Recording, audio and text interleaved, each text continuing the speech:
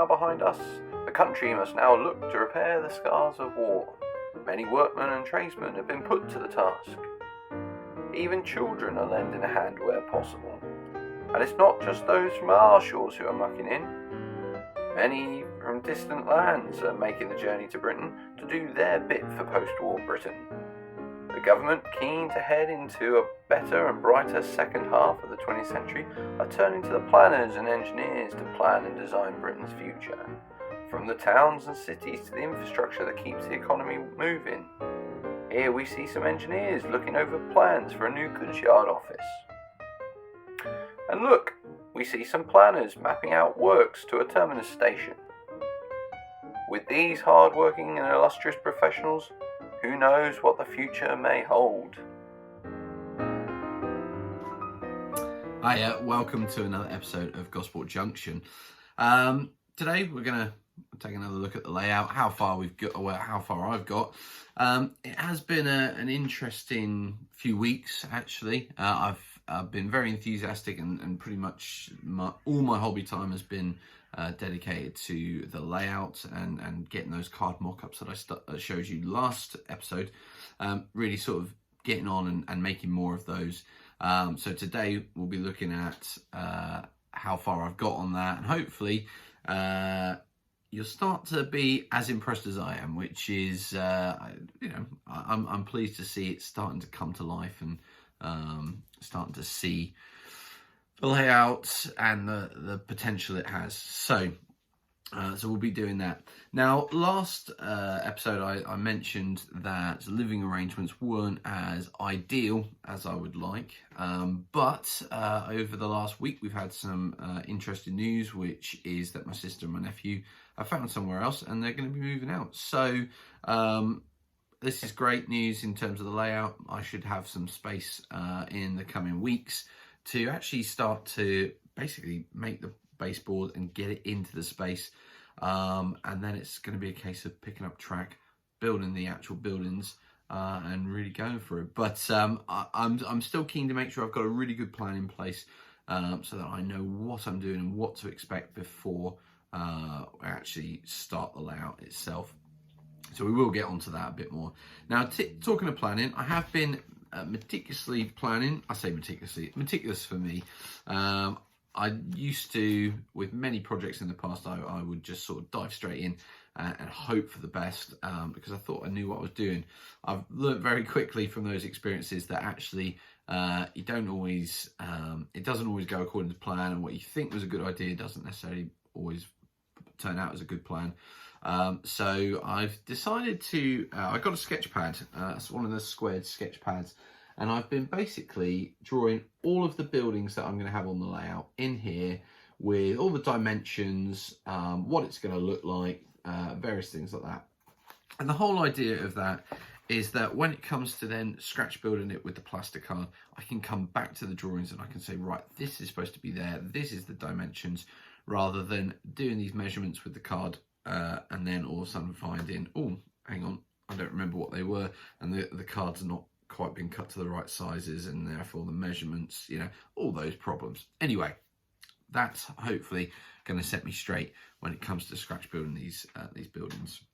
Now, very quickly before we do go down to the workbench and have a look, I just wanted to talk about a couple of the sources that I've been using that have been really helpful. So the first one is this, The Railways of Gosport by Kevin Robertson. It's a really, really good book. It has quite a few track plans, particularly including Gosport Junction, Gosport Station, I should say, with the junction itself. So this massive triangular track plan there, that's actually Gosport Junction itself, and the track went down to Stokes Bay, down to the pier.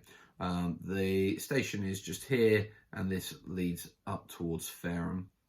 And you can see a more detailed track plan of the station just down here.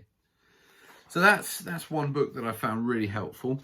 The other one is, or one of the other ones is Branch Lines Around Gosport by Vic Mitchell and Keith Smith. All right, probably lots of people have seen this sort of range of books, the Middleton Press ones. Again, really good. Doesn't quite have the track plans, but it does have some pictures that the other one doesn't.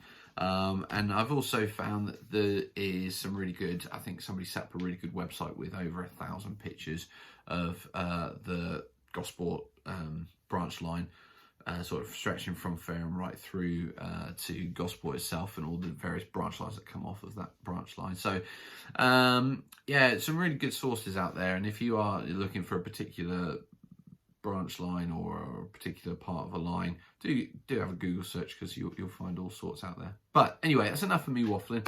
Let's jump to the workbench and we'll have a look what's been going on.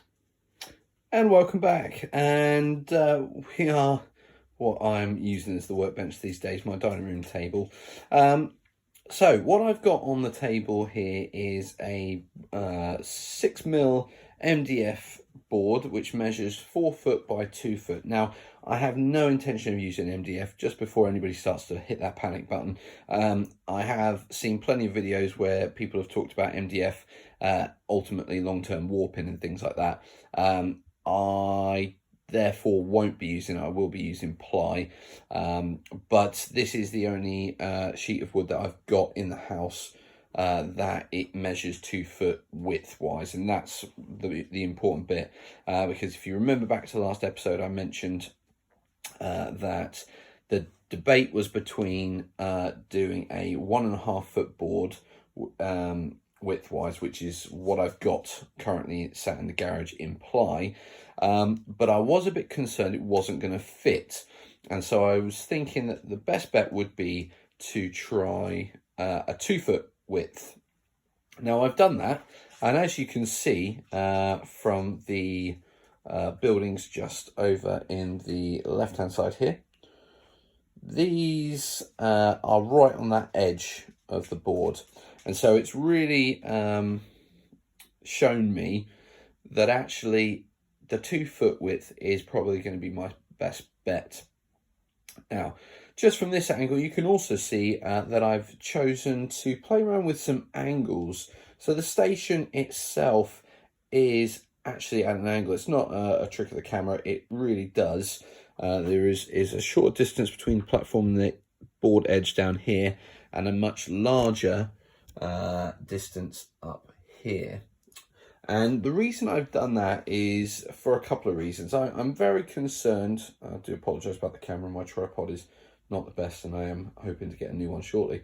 But coming back to layout, one of the issues that I'm really trying to avoid is having everything very square on the board. I'm worried that because of Gosport branch line being as it is going to be fairly flat to the board anyway, so there's not going to be a huge amount of undulation in terms of the terrain around the railway. So I am worried about that. So what I've tried to do is, where possible, I've tried to make as much of any differences in terms of heights. So if you, again, those houses in the back, which we will look at, the hotel and the pub and the house, they all have very different heights to them. And the windows and the floors are different heights slightly as well, so it's offset. So that I'm trying again play with that, so it catches the eye first of all, but it also adds an element of interest to it.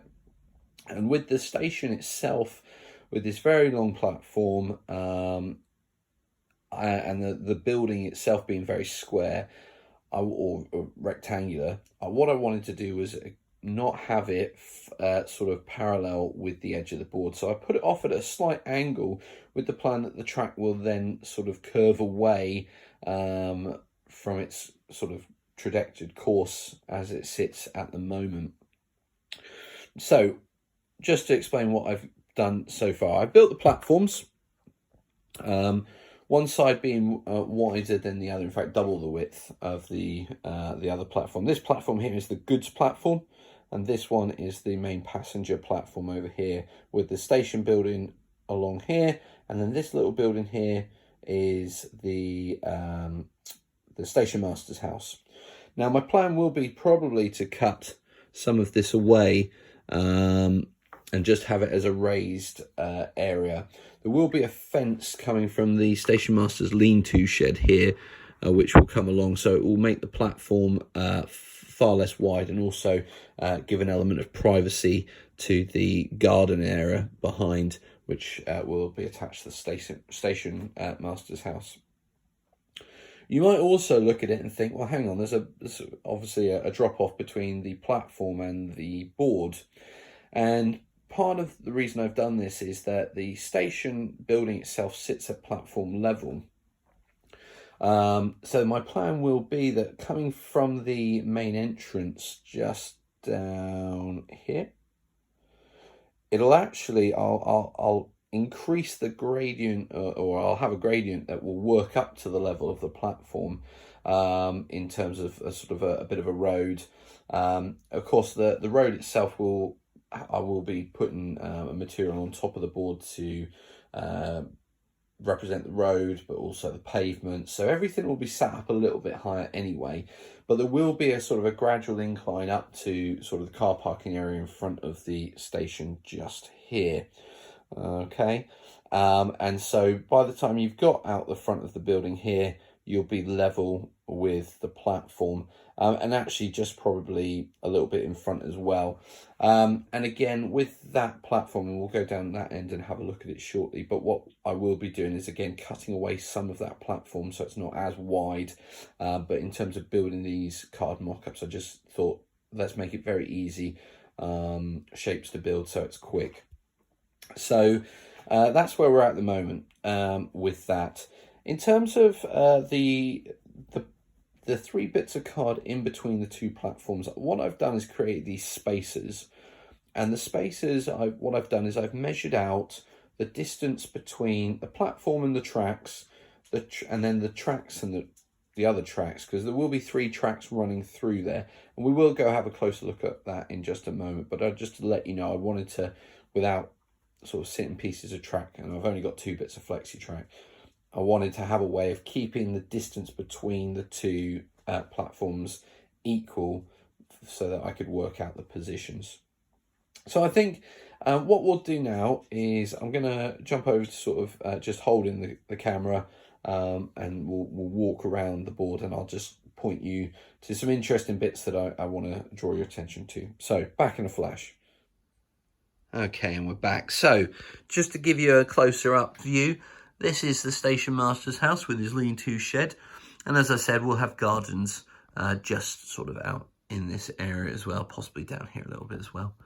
Moving along, we've got the side of the station building with its colonnade of 14 columns. And there will be a small parking area out here. Now, I have seen a picture where there's a military band outside the railway station, and I'm actually tempted to see if I can get hold of something like that, some figures to just make a little scene. I think it would be quite fun to do. Now, this is what I was talking about with the platform, in the sense that some of this will be cut away. Now, what I'm thinking is that we'll probably cut it away somewhere around here, so that there's a large space which is actually just sloped up natural ground rather than part of the platform, and then it will come and meet up with a pavement here. Now, I spent a bit of time this morning making up these columns and bits of wall. Those will be bricked, and then they'll have some railings on top of them to make up the height, which I think will look really nice, and it will give you the ability to see through quite nicely as well, rather than having a solid brick wall up to the height of the columns there. I have done some scribbles. I can't even speak now. Some scribbles. I'm thinking some trees and a little bit of bush area here, a bit of grassed area. Again, the entrance will be here, going in through the road. This will be a pavement, and it's all just moved a little bit. I just played around with it a little bit earlier, and I think it's just not quite where I planned for it to be. So looking from this end of the layout, we'll have some grassed area with probably some sort of iron sort of railings here, and then a pavement around the outside. This will be a road. We've got another area of grass here, and this is quite important because actually the middle track that comes through the station branches out and comes through across the road and through this wooded area. And there will be a level crossing here. And that line ran down to Clarence Yard, which is where Queen Victoria used to get the train to catch a ferry over to the Isle of Wight to stay at Osborne House. And so I thought that would be, although I won't be modelling the line down to Clarence Yard, I thought it would be nice just to have a nod to it. So I will be having a bit of track run through there and off into the sort of sideboard scene, whatever you want to call it, just again to give that impression there's something more to it. And we're also looking down the station here. Quite nice. We've got the goods office just here, and then obviously the goods platform on this side with the passenger platform on this side. And you can see 1, 2, 3 tracks. Okay. And then moving down, we've got this entrance to the goods yard here with a little hut for people to come and sign in as they come through the traffic, and then it'll be coming through and into the yard here, potentially picking stuff up from the goods platform there. I have drawn some lines on the board. I say the board's full of scribbles at the moment, with path coming off. Here's a road. Going to have some hedges here. Again, trying to hide the back scene a little bit. But what we have here is the station hotel, a guest house, a pub, which I have to say I'm really pleased with how it came out. Although this will be at the back, you won't really see this. But I, in my ultimate amateurness, decided that I would put stuff back here that you wouldn't really be able to see. But I will know it's there, and I think it will look quite good. And again, as I was saying earlier, you get the different heights with the buildings and the roofs, and there's going to be different types of roofs as well. Okay, and as we come round, sorry, I got a bit close there. So as we come round, there'll be another entrance an entrance into a courtyard, which will go in the back. And if I can just put that there without getting too much shadow from the light coming in from the window, we've got the back of the buildings, nice little stair entrance into this building, and then we've also got this wall. So this wall will come from where the sign-in hut is. It will come down to this corner, then it will come across. There'll be a couple of buildings on the goods yard side of that. And what I'm thinking is we'll have a building here, much like one of these, and then we're going to go into low relief buildings with maybe some gardens behind this wall. So it just gives a bit of interest, and also suggests that there is this is in the middle of the town. Okay, and then coming down, we'll have all this space in here. Zoom out so we can get a bit more space. All this space in here will be the goods yard, and it'll come right down into here as well. This will be the exit or the entrance, probably an exit to the goods yard, and it'll all come in here, branching off one of the lines here. This is going to probably be some walled area, which will come round, and there'll be some coal staiths round here. In fact, some large piles of coal, which I've got pictures of, with some sort of probably big industrial factories the other side of the wall in the background.